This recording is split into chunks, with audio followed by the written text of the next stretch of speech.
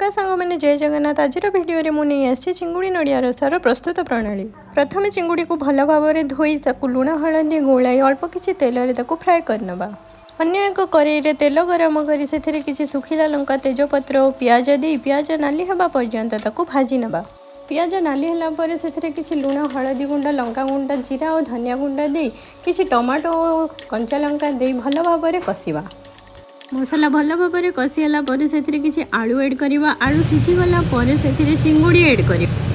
चिंगुड़ी add कलापर किसी पानी पकाई 10 ରୁ 15 मिनट भल भाव में फुटापी छाड़ीदेव। तापर किसी नड़िया कोरा को अल्प किसी पानी दे ग्राइंड कर रस काढ़ी नवा।